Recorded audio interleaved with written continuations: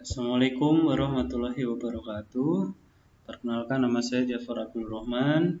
Saya mahasiswa Teknik Industri Kampus Harapan Indah Esa Unggul Bekasi. Pada kesempatan ini saya akan mempresentasikan mengenai MRP atau Material Requirement Planning. Untuk yang pertama, akan membahas mengenai pengertian dari MRP, kemudian fungsi dari MRP, cara kerja dari MRP, tujuan penerapan MRP, dan studi kasusnya. Baiklah, untuk yang pertama, pengertian MRP sendiri adalah MRP merupakan suatu teknik untuk merencanakan serta menjadwalkan bahan baku yang digunakan untuk proses produksi sesuai dengan kebutuhan bahan, persediaan, penerimaan yang diperkirakan, dan jadwal produksi. Penggunaan MRP dapat memberikan informasi mengenai berapa banyak dan kapan suatu bahan baku yang dibutuhkan akan dipesan, sehingga dapat selalu tersedia pada saat dibutuhkan ketika produksi sedang berjalan. MRP atau Material Requirement Planning ini juga bisa berupa software atau aplikasi yang berguna juga untuk mengetahui jumlah bahan baku yang dibutuhkan untuk produksi barang.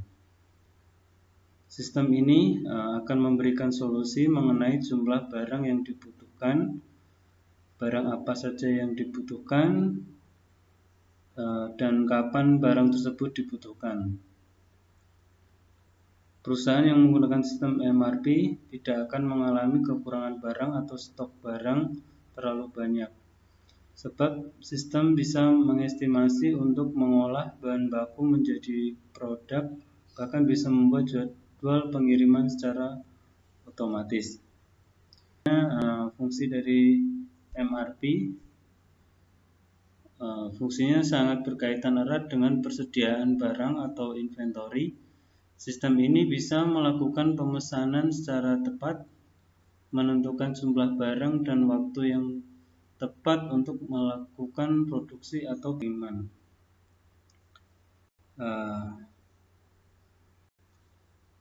Selanjutnya, cara kerja dari sistem MRP. Cara kerja dari sistem MRP ini sangat efektif untuk industri manufaktur, distrik, dan manufaktur proses. Bahkan sudah banyak industri manufaktur di dunia yang menggunakan sistem ini. Sistem ini akan mengambil informasi dari Bill of Material yang di dalamnya terdapat daftar semua bahan baku yang digunakan perusahaan, sub-assembly list, dan komponen lainnya yang dibutuhkan untuk memproduksi sebuah barang lengkap dengan jumlahnya. Sistem ini juga akan memanfaatkan data yang terdapat dalam inventory dan jadwal produksi utama untuk menentukan jumlah bahan baku. Dari data ini, sistem MRP juga akan mengestimasikan kapan bahan baku tersebut dibutuhkan ketika proses produksi berjalan. Jadi sangat membantu tim produksi. Metode ini bisa dibilang sangat efektif untuk berbagai jenis perusahaan manufaktur. Sebut saja perusahaan manufaktur diskrit, mulai dari pabrik mobil, perkakas, atau sejenisnya, hingga perusahaan manufaktur proses seperti pabrik makanan atau minuman, pabrik kimia, dan sejenisnya. Ketika pertama kali dibuat untuk mengelola informasi yang diambil dari Bill of Material, sistem MRP hanya menggunakan komputer mainframe, tapi setelah sistem ini mengalami perubahan menjadi rencana pembelian dan rencana produksi. Seiring berkembangnya waktu, sistem MRP ini memiliki fitur feedback yang akan mempermudah manajer produksi untuk melakukan update secara langsung ke dalam sistem jika sangat diperlukan. Itu tadi cara kerja sistem MRP. Kemudian kita ke tujuan penerapan MRP di perusahaan. Yang pertama, mengurangi jumlah persediaan. Sistem ini bisa menentukan jumlah komponen atau bahan baku yang dibutuhkan dan kapan bahan baku tersebut dibutuhkan sesuai jadwal produksi induk atau MPS. Dengan adanya sistem ini juga akan membuat perusahaan manufaktur yang bersangkutan hanya perlu membeli material atau komponen bahan baku tersebut pada saat dibutuhkan saja, sehingga cara tersebut digunakan untuk menghindari kelebihan persediaan material. Yang kedua, mengurangi waktu tenggang atau lead time. Lead MRP ini membantu mengidentifikasikan jumlah dan waktu material yang dibutuhkan sehingga pihak purchasing bisa melakukan tindakan yang tepat, khususnya untuk memenuhi bahan batas waktu yang ditetapkan. Maka dari itu penerapan sistem MRP juga dapat membantu untuk menghindari keterlambatan produksi yang umumnya disebabkan oleh masalah kekurangan material. Terus yang ketiga, komitmen pengiriman realistis ke pelanggan. Perusahaan yang menggunakan sistem MRP ini, mereka bisa menginformasikan dengan cepat dari pihak produksi ke bagian pengiriman barang, sehingga bisa mengestimasi kemungkinan waktu pengirimannya. Yang keempat adalah meningkatkan efisiensi operasi. MRP ini bisa membantu setiap unit kerja agar selalu berkoordinasi dengan baik. Dengan begitu, perusahaan dapat meningkatkan efisiensi kegiatan operasionalnya ketimbang perusahaan yang tidak menerapkan sistem MRP. Kemudian ini adalah sistem MRP-nya. Jadi sistem MRP ini ada inputnya, terus nanti akan ada outputnya. Input dari sistem MRP ini berupa Master Production Schedule atau MPS, terus jadwal produksi induk, inventory status file atau berkas status persediaan, bill of material atau daftar material. Kemudian adalah output dari sistem MRP, yaitu order release requirement atau kebutuhan material yang akan dipesan, order scheduling atau jadwal pemesanan material, kemudian plan order atau rencana pesan di masa yang akan datang. Nah, ini adalah bagian dari MRP seperti yang saya jelaskan tadi. Inputnya berupa inventory status file, master production schedule atau MPS, bill of material, kemudian menghasilkan output order release requirement, order rescheduling, dan net orders. Ya, kemudian prosedur sistem MRP ada 4. Yang pertama adalah proses netting. Proses netting ini merupakan proses perhitungan untuk menetapkan jumlah kebutuhan bersih, di mana nilainya adalah selisih antara kebutuhan kotor dengan keadaan persediaan yang ada dalam persediaan yang sedang dipesan atau tinggal menunggu jadwal penerimaan. Kemudian ada proses loading. Proses loading ini atau load sizing yang merupakan teknik guna menentukan besarnya kualitas pesanan yang optimal untuk setiap item bahan atau material. Di sini proses loading sangat berperan penting dalam perencanaan kebutuhan bahan, terutama pada perusahaan yang memiliki keterbatasan fasilitas atau ruang. Selanjutnya, ukuran lot dikaitkan dengan besarnya ongkos-ongkos persediaan, sebut saja seperti ongkos pengadaan barang atau ongkos setup, ongkos simpan, biaya modal, dan harga barang itu sendiri. Kemudian ada proses offsetting. Proses offsetting ini berguna untuk menentukan waktu dilakukannya kegiatan pemesanan sehingga upaya untuk memenuhi tingkat kebutuhan bersih bisa segera tercapai. Kemudian yang terakhir adalah proses explosion. Proses explosion ini adalah sebuah perhitungan kebutuhan tiap item, di mana perhitungannya menilai tingkat yang lebih rendah dari struktur produk yang tersedia. Perhitungan ini juga didasarkan atas rencana pemesanan yang sebelumnya telah disusun proses offsetting. Nah, jadi kesimpulannya MRP ini atau Material Requirement Planning ini intinya merupakan sebuah metode yang efektif untuk menggenjot produktivitas perusahaan manufaktur. Bahkan sejak tahun 1964, sistem MRP ini berhasil diintegrasikan ke berbagai aspek perusahaan dengan tujuan utama untuk memudahkan perusahaan dalam menyusun rencana produksi. Hingga pada saat ini, sistem MRP tetap menjadi bagian penting dari perusahaan manufaktur. Nah, kemudian adalah studi kasusnya.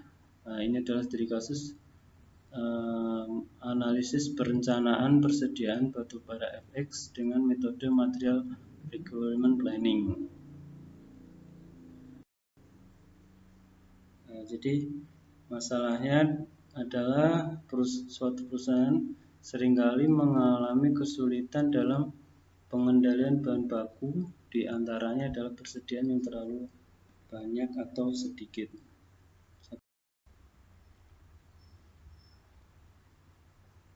Ini adalah tabel data pemakaian material batu bara FXT pada tahun 2016-2017. Kemudian ini adalah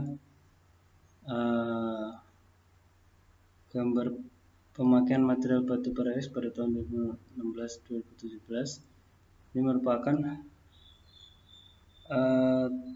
tahap peramalan sehingga membentuk pola data kecenderungannya pola data tidak membentuk kecenderungan sehingga dapat digunakan metode peramalan rata-rata, simple average, dan moving average atau pemulusan eksponensial atau exponential smoothing dalam peramalan.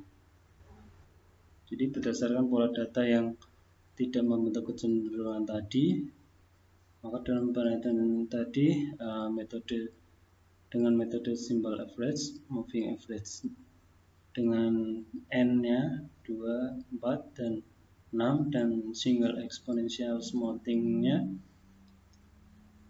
dengan nilai alpha 0,2, 0,5, 0,8. Nanti dari ketiga metode yang dipilih, maka dilakukan pemilihan metode terbaik berdasarkan MAD terkecil. Nah, ini adalah penghitungan dari ketiga tadi, sehingga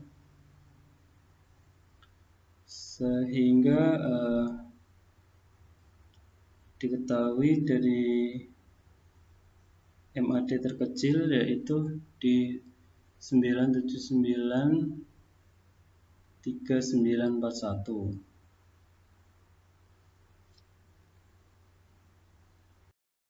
Ya, jadi ini data peramalan kebutuhan berdasarkan metode simple average tadi. Maka data ini data untuk menentukan persediaan di masa yang akan mendatang di tahun 2017 dan juga tahun 2018. Ya, ini hasil pemeriksaannya pengendalian data peramalan metode simple average. average, maka peramalan tersebut valid dan layak untuk digunakan karena seluruh data hasil peramalan dapat dikontrol dalam peta kendali rentang bergerak. Kemudian ini adalah biaya total dari keempat metode load sizing. Jadi metode ini menghasilkan jumlah biaya total minimum pada metode fixed period requirement atau FPR ini berada di total biaya minimumnya di 18.722.190.190 rupiah. Jadi itu adalah nilai jumlah biaya total paling minimum ya. Kemudian tabel 5 ini adalah perhitungan dengan metode FPR. Jadi perhitungan dengan menggunakan metode FPR ini dapat diketahui pemesanan dilakukan setiap 3 bulan sekali. Dengan menggunakan dapat diketahui pemesanan dapat dilakukan setiap 3 bulan sekali dalam 1 tahun.